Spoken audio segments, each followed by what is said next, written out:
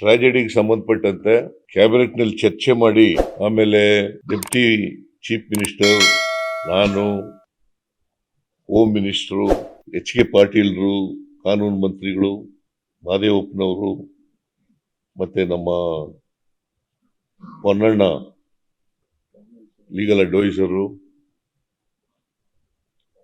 Sudhakar, of course political secretaries ಇದ್ರು, ಗೋವಿಂದರಾಜ್ ಇದ್ರು. ಇವರು ಈ 3 ಸಂಸ್ಥೆಗಳನ್ನ ಯಾಕೆ ನಾವು ದಸ್ತಗಿರಿ ಮಾಡಿ ಅಂತ ಹೇಳಿದ್ದೀವಿ ಅಂತಂದ್ರೆ, ಈ ಮೇಲ್ನೋಟಕ್ಕೆ ಇವರ ಬೇಜವಾಬ್ದಾರಿತನ,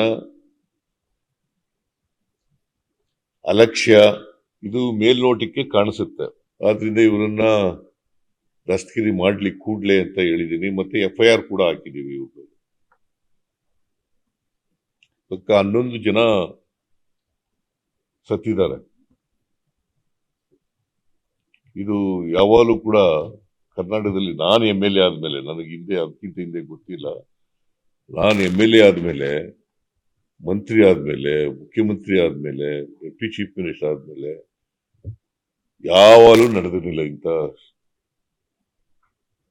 ಸ್ಟ್ಯಾಂಪೀಡ್ ಯಾವಾಗಲೂ ಕೂಡ ನಡೆದಿರಲಿಲ್ಲ. ನಮ್ಮೆಲ್ರಿಗೂ ಕೂಡ ಈ ಘಟನೆ ನಡೆದಿರ್ತಕ್ಕಂಥದ್ದು ಘಾಸಿಗೊಳಿಸಿದೆ. ನಡಿಬಾರದಂತ ಘಟನೆ ನಡೆದೋಗಿದೆ. ನಾನು ಮತ್ತೊಮ್ಮೆ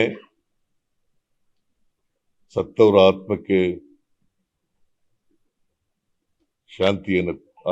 ಶಾಂತಿ ಕೋರ್ತೇನೆ.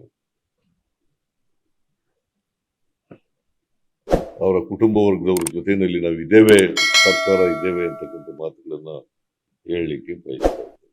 ಲೇಟೆಸ್ಟ್ ಹಾಗೂ ಇಂಟ್ರೆಸ್ಟಿಂಗ್ ಸುದ್ದಿಗಳಿಗಾಗಿ ಬಾಸ್ ಟಿವಿ ಕನ್ನಡ ಚಾನೆಲ್ನ ಸಬ್ಸ್ಕ್ರೈಬ್ ಮಾಡಿ. ಹಾಗೆಯೇ ಬೆಲ್ ಐಕಾನ್ ಪ್ರೆಸ್ ಮಾಡಿ. ಇದರ ಜೊತೆಗೆ ಫೇಸ್ಬುಕ್, ಇನ್ಸ್ಟಾಗ್ರಾಮ್, X ನಲ್ಲೂ ಮಿಸ್ ಮಾಡದೆ ಫಾಲೋ ಮಾಡಿ.